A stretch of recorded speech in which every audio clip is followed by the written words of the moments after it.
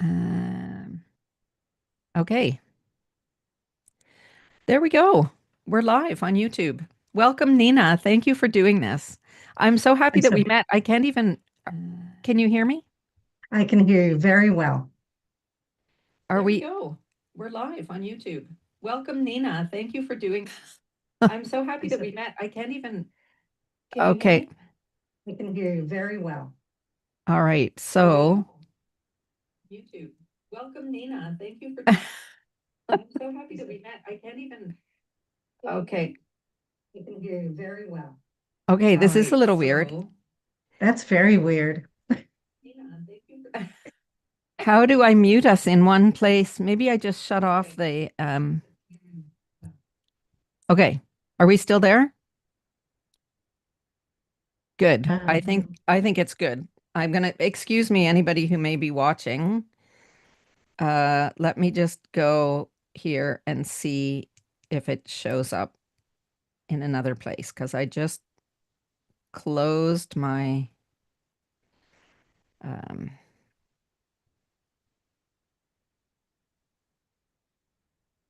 whoops, sorry. I was just telling Nina that I did a test of this that worked so well that yeah, we're live. Good. Okay, let's go. So, pardon that little introduction, but I'm here with Nina Cuellar, who I'm so happy to have met because she is a human design specialist, which human design is my new obsession.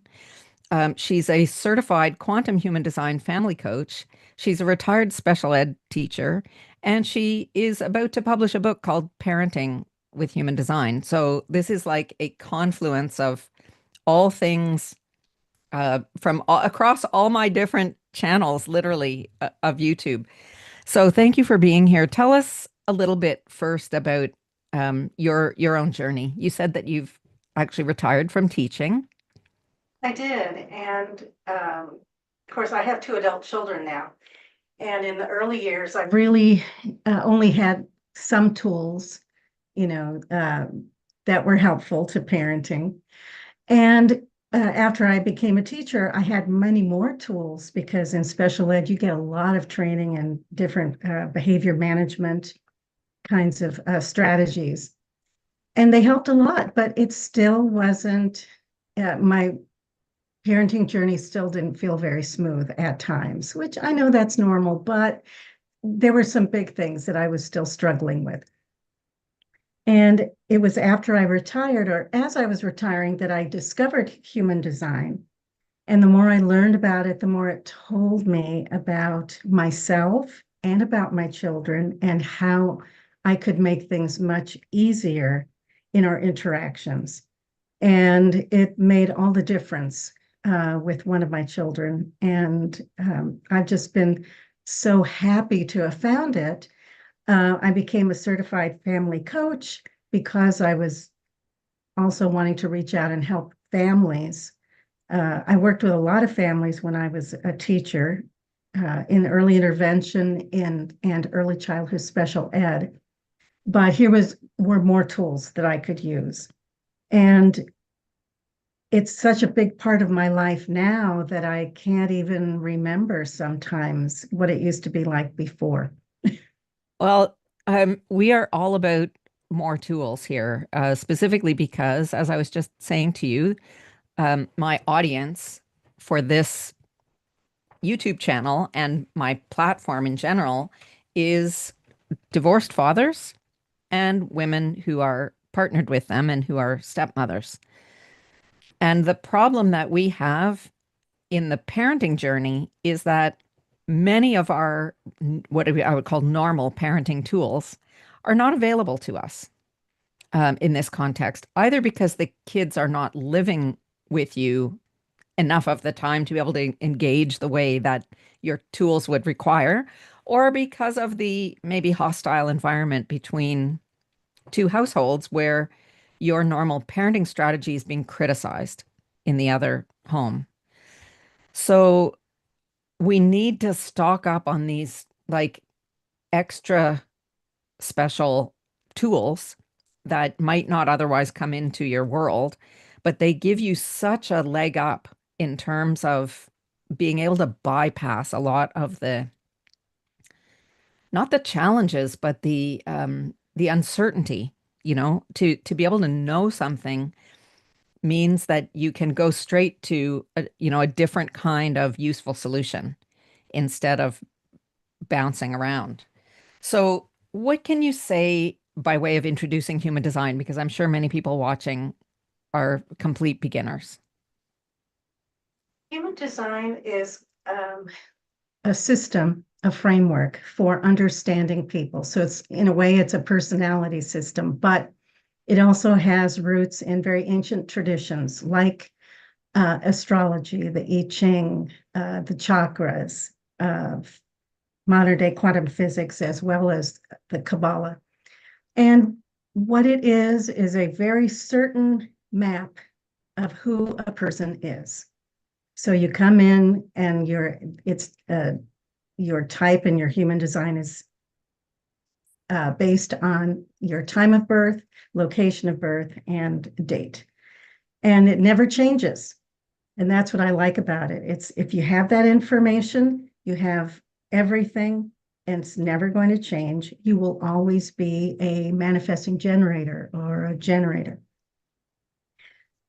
And when you use it to inform you about a person, then what that does is it gives you insight into their motivations, the way they move through the world, their energy, and so many things that you can then, through understanding, actually work with rather than against. And when you can truly see a person as they are, including yourself, I think it gives you access to a whole well of compassion that you might not have had otherwise. That is great. I'll tell you how I got into human design. It's relatively new for me in the last maybe 5 years, 4 years probably. Somebody that I was working with as a coach got really interested in human design and did a reading for me that was quite elaborate and, it takes a while to go into all the parts of it. Mhm. Although I don't want to put anybody off because it can be super simple to learn some important things just from what we're going to talk about today of just looking at it at the image part of the graph. Um, but I had my chart read and it was cool. It was like a bit like having your astrology chart done. And anyway, it was interesting for me, but it didn't spur me to kind of race over there and start studying human design. And a couple of years later, I met someone else who was very experienced in reading those body graph charts. And so she also did a reading for me. It was also very involved. And again, I was a little bit more interested this time because I knew what to expect and it felt more relevant, let's say, to what I was going through. But that was it. Like um I didn't get into learning about, about human design the way people might learn about astrology or gene keys is another thing that is related to human design. Um, and then just last year, I had to attend a conference, or I decided to attend a conference in New York with about 50 people, and it was a 3-day event. It was kind of a networking thing, and I actually really love networking. But there was a program, like we didn't have a lot of time for networking. We just had the, coffee breaks and lunch kind of thing. And one of the things that the organizer had asked us for in in addition to our bio was some random stuff like what's your Enneagram? What's your Myers-Briggs type? What's your human design? And so I knew my human design is manifesting. I'm a manifesting generator type. I happen to be a 6-2 sacral manifesting generator. That's the whole title. And so I knew that there were other people there who were manifesting generators. And I thought, oh, well, like that'll give me something, to talk to people about. Or like it'll be a way that I can connect with someone. Oh, I see you're also a manifesting generator. And at one point I thought, oh, maybe I'll gather all the manifesting generators together in one place and we'll take a selfie together or something. That was my idea before I got there. But I went there to network about the work that I'm doing with Bach flower essences and the system that I've developed, which is called Space-Time Alchemy, that uses Bach flower essences to accelerate expanding consciousness. That's what I was promoting there. And I got this like sudden, literally, like they talk about a download, like it was this Mhm. sudden idea that I could make a blend of my Bach flower things for these manifesting generator people who were in the room. And I don't know, like it literally just came to me in a flash, not because I'd been thinking about it or studying it or anything, but the response that I got from offering it to people was above and beyond whatever I had gotten as a response to people just hearing me talk about my work otherwise. And so then I decided this was a thing and I would make a blend for each of the types. So that's only um it's not even a year ago for me that I've Mhm. had this like escalated interest in human design, but it's phenomenal. It really is. And um the idea of being able to use what you can learn just from looking at somebody's chart that you can access for free online just by inputting birth date and place information, you could learn so much about well, about yourself too, but about your child or your stepchild and what their needs are in order to better regulate their emotions, in order to better manage stress, which is like a default situation of every single blended family that there is. There is stress there because they're living Yeah. between two households. And unless they're sort of completely happily cooperating and supporting each other, which is like the rare unicorn situation, Mhm. then there's always stress to be managed. There always is, and I agree. It gives you just a unique insight into what they need, and it also gives you deep insight into what you need. I think human design is wonderful for creating healthy boundaries and for self-care. Uh, Everybody says you should practice self-care, but when you understand your human design, you actually do the things for yourself that are helpful and not just, trite, get an evening out once in a Yeah. while, or, Go have a manicure. Yeah. yeah, no. No, this is next level self-care because it is honoring something about yourself, the way that you're designed to move in the world, honoring that and validating Mhm. that and giving yourself permission to be who you actually are and not to be the way your partner thinks you should be or the way your mother-in-law thinks you should be or the way that, you know, someone out in the neighborhood thinks that you should be dealing with this situation. So that's a huge part of what we deal with in the stepmom group for sure, of Mhm. um, trying to match a kind of avatar of who you think this stepmom person is supposed to be. And it's exhausting.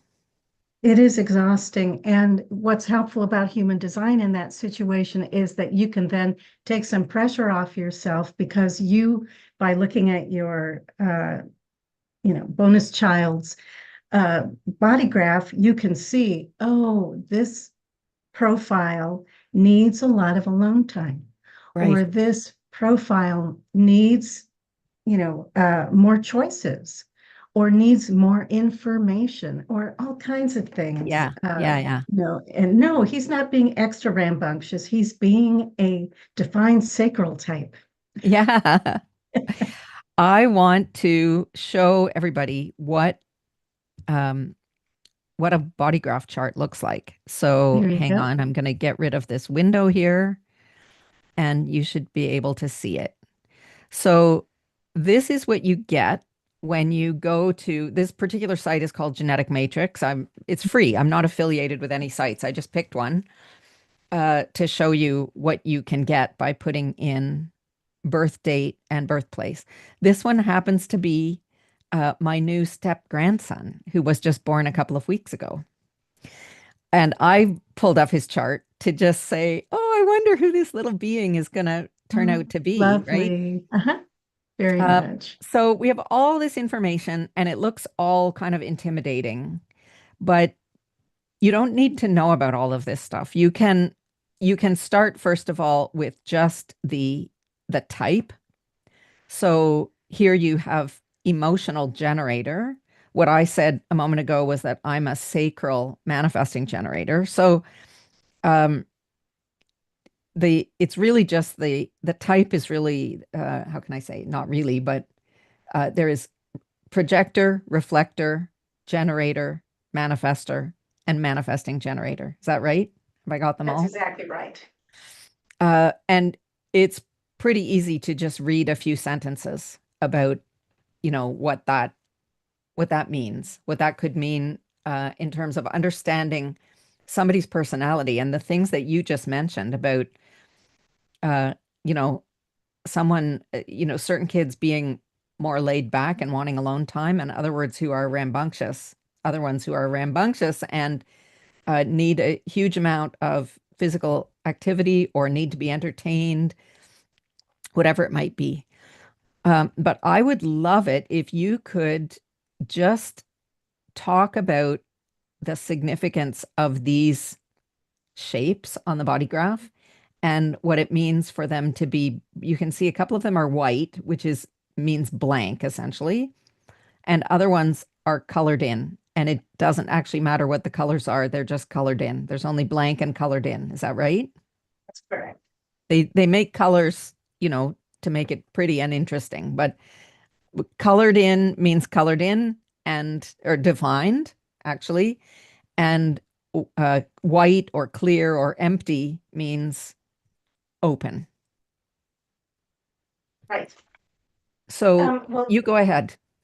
each of those shapes refer to an energy center, and they are analogous to the Hindu chakras. But in human design, there are 9 energy centers, and in the chakra system, there are 7, or at least 7 main ones. Right.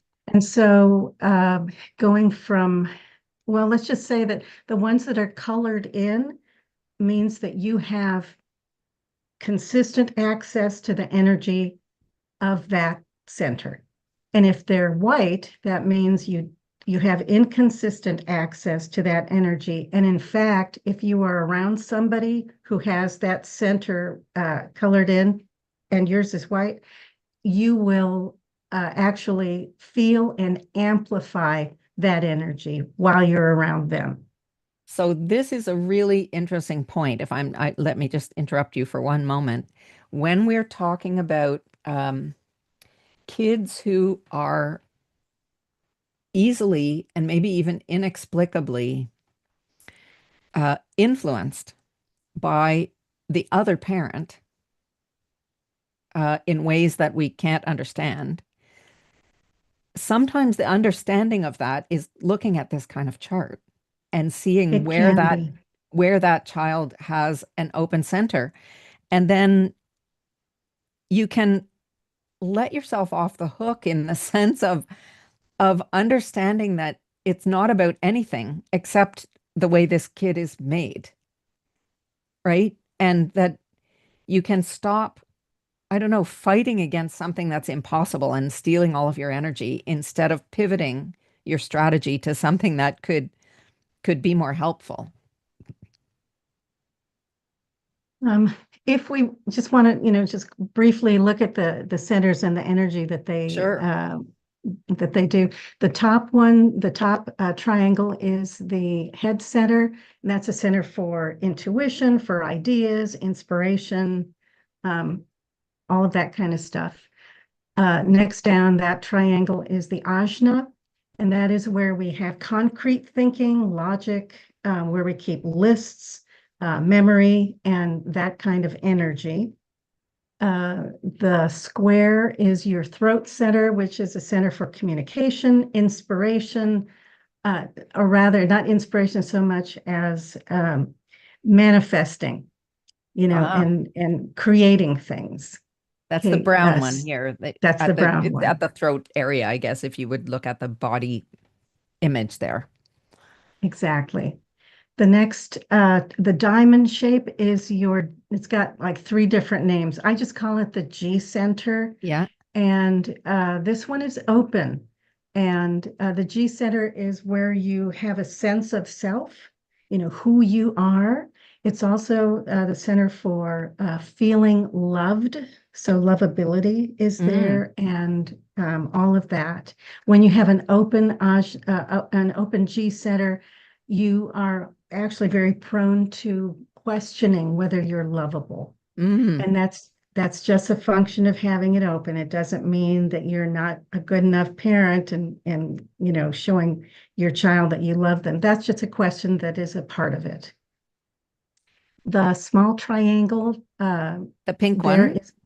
is the will center, Hmm. and it's just what it sounds like. It is like will. You know how some people can say, "I'm going to quit cigarettes tomorrow," and they do.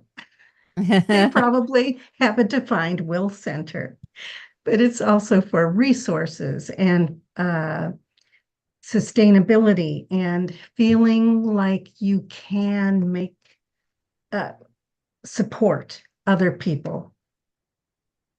Is this related If to you, heart? Sorry.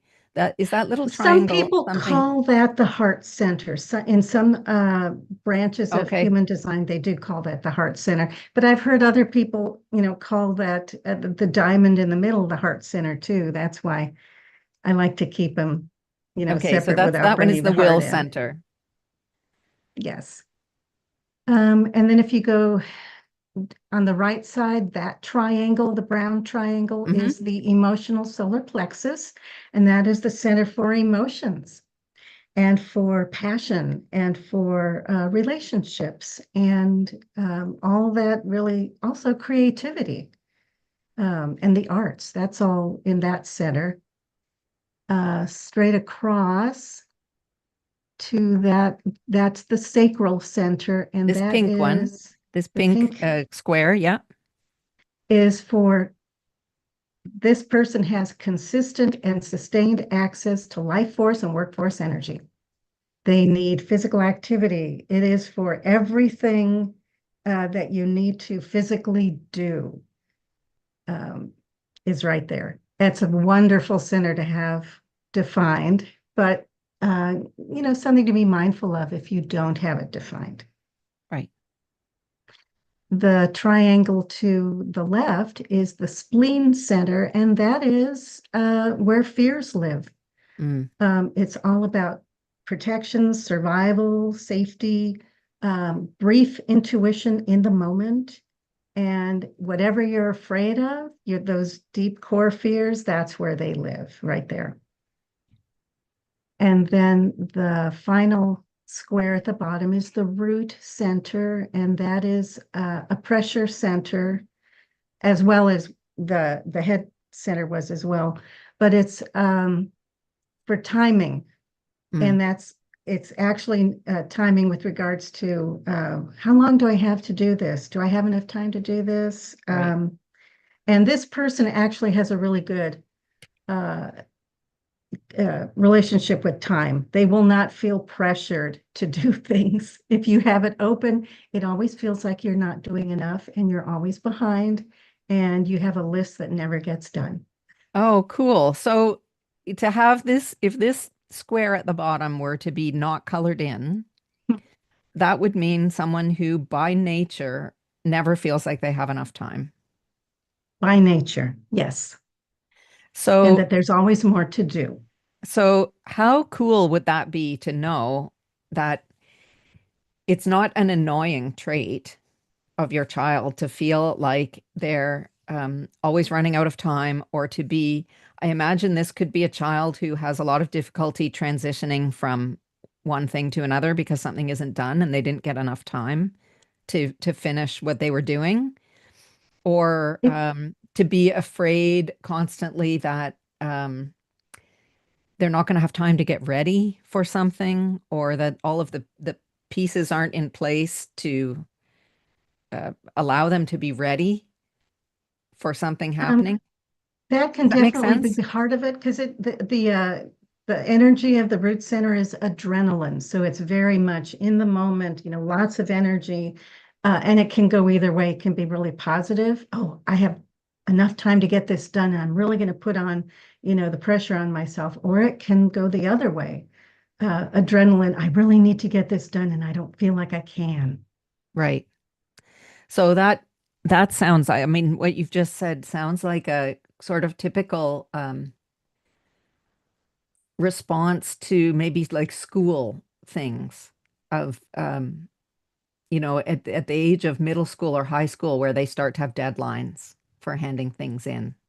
Actually, this person will have a pretty good relationship with that. They will have a much better handle on it. If it were open, if it was not colored in and white, it would be much more difficult for them. Right. Here's one little hint. Mm-hmm. Just if you look at that root center Yep. and you see that the numbers are Yes. gates, and there's the gate 38 on the Yep. left Mm-hmm. side, and it is colored in. People with the gate 38 tend to be what we call stubborn. Okay, they see things a certain way, and it can be challenging to convince them otherwise. So just a Ah, okay. in my family, three of us have that gate defined, so Oh my it's goodness. made for Okay. interesting discussions. Cool. Now, So go ahead, please.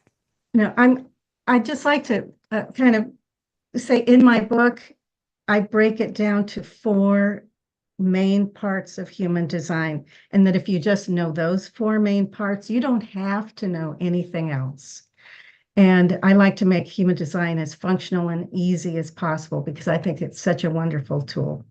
So I would say if you know that center pink square, is it open or is it defined?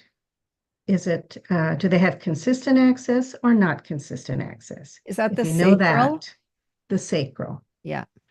The second is the emotional solar plexus, and that is the brown triangle on the right. Okay. Yes.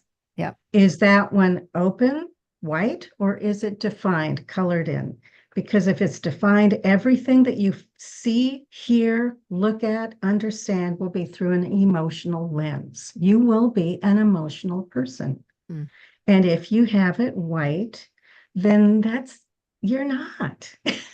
Everything will be much more neutral when you want it to be. But you can't tell an emotionally defined person stop being emotional. Okay, Right. those are two. The third one is the profile, and that is this person is a 2-4 hermit opportunist, and that tells you about their personality. I'm also a 2-4. And the last is their type. What characteristics are there for a generator? And if you just know those four things, you don't have to know anything else. That's amazing because you can get so much information about somebody as we've just described, um, by just looking at this kind of picture and seeing which of these shapes, especially the sacral, this pink square, and the brown triangle to the right of it, the emotional solar plexus, that's already that's already such important information to know how you as an adult, or how this child is made to go out into the world. This is a non-negotiable part of your personality. It's not up for um, being developed, let's say. That's not to say that you can't develop yourself if you're an emotional person.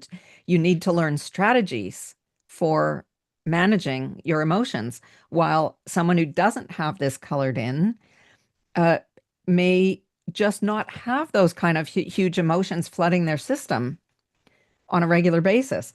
But is it true? Let me ask, because I actually don't know the answer to this. If you have an open um, solar plexus, an open emotional center, does that mean that you would be vulnerable to absorbing other people's emotions? Very, very much. And that was my struggle with one of my children all throughout their life and my early parenting years, because I have, when you have an open emotional solar plexus, you will absorb, you will feel the emotions of that emotionally defined person. And in fact, you will amplify them. So if you are with someone who is feeling annoyed, say about a circumstance, you will feel that annoyance. And in fact, to you, it will feel much more angry. Mm, And until you understand that that's what's happening, it it can be so uncomfortable that you do everything you can to minimize those interactions or to leave those interactions. So people with an open emotional solar plexus very often become people pleasers because they want to head off any mm, potential bad feelings that might come up. If I say no to this, they're going to get mad. I'll just say yes. wow. So, I mean, my goodness, imagine how impactful it is to know this about yourself and about other people, particularly kids, right? To be able to understand, um, I mean, let's be honest that after a divorce situation, both of the parents, both the mom and the dad, are very often triggered into big emotions. And you could have a child who is just absorbing from both sides this kind of emotional stress, right? For Um, sure. or being um, easily influenced by uh, another person's energy. Very much. And so the moms that I've worked with who have a defined ESP, well, we'll just shorten it to ESP, um, we'll talk about how their children react when they are, very sad or very depressed or very angry. And they're just very open with their kids. You know what? I am feeling kind of mad right now. And they don't have to share what they're mad about. And I'm taking care of it. You don't have to worry about it. Mm. That's me. And you don't have to even think about this. But what you're doing is you are acknowledging, yes, I am angry. So I'm not going to say, I'm not mad when they can clearly feel that you are. And you are taking responsibility for your own feelings. And you're saying, you know what? You don't have to worry about it because I'm taking care of it. So no worries. That's beautiful. I like that so much. And um, I think that one very common thing that we see in these blended families is kids who become the emotional caregiver of the other parent. Yeah. Um, and it's so difficult to watch. And and you don't even really know what to say about it because on the surface um, it's an expression of a noble kind of quality that someone would have to want to be a caregiver. And we can't do anything to prevent, let's say, the other parent from appreciating or enjoying this trait of their child to take care of them. But we can see the ramifications of it. So um, I think that's beautiful what you just shared. What else could we get just quickly from just having a look at the at the open or colored in qualities of these centers? Well, maybe just understanding that there will be two pressure points in the chart. So the head center, that triangle up top, if that's open, then that person will always be under pressure to figure things out. Mm. There's a problem. I need to figure it out. Oh But boy, is that ever me? oh, well, here's the thing though. That's the head center is not a good place to make decisions. And it's not really for figuring things out. It's for having ideas and asking Oops. questions. It's a wonderful center for asking questions. I wonder what would happen if, or I wonder why. Those are the kind of questions that the head center is for. If you want to make a decision, then you have to go to your authority and your strategy. So this person is, they're an emotional generator. When you have your ESP defined, means you're very emotional in your life, then you have to wait. You can't make a decision spontaneously, a big one ever, because tomorrow you may not feel at all like you were feeling when you said yes to that big project. You might feel That's, like, oh, oh, that's so why did I do important, that? right? Because Very, knowing which kind of kids you want to say, this is not the right moment. Maybe you should sleep on it, or let's wait a few minutes before making a decision. You could develop some strategies very much. to help a child wait on um, making a decision if they're a very emotional person and they want to, they're going to be, let's say, impulsive. Very much. And the thing about a wave is, what does a wave do? It goes up, it, steadies out, and then it comes back down, and then back up to neutral. And so you don't want to make a decision when you're really low, and you don't want to make a big decision when you're way up here. And that's what the somebody with who's emotional uh, authority needs to do. They need to wait. So uh, I'll sleep on it. Or let's look at that again in the morning. That sounds very interesting. Let's talk about it in the morning. Those kind of things, so that you teach them that, yes, you need to wait. You can't just do whatever feels right now. Wow. And what about, surely there are some kinds of people who um, should follow their first, whatever, their gut instinct or their hunch, and that they can spoil a decision by overthinking it. Oh, yeah. Well, anybody can spoil a decision by overthinking it because really, the list of pros and cons that they tell Right. you to do, that's the worst way to make a decision. But if you are sacrally defined and you're not emotional, your emotional center is not colored in, you have that gut response. It's either a yes or it's a no. And you know it in the moment, especially if you ask yourself frequently, is this a yes or a no? Uh-huh, uh-uh. And you know right away.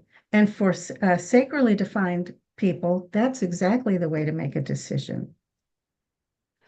Wow, so interesting. Well, this is amazing. I can't wait for your book because it's just going to be so useful. And I know that, well, maybe we'll have another chance to chat when your book is out and we can, get in touch with with my stepmom and divorced dad audience again at that time and kind of go through some of the suggestions that you offer in your book. So tell me again the title. It's Parenting with Human Design, and it's available for pre-order now, and it will be out on May 13th. I'm very excited. Awesome. I can't wait. I can't wait. This was great. Thank you so much. I really appreciate you doing this. Oh, thank you so much for asking me. This was wonderful.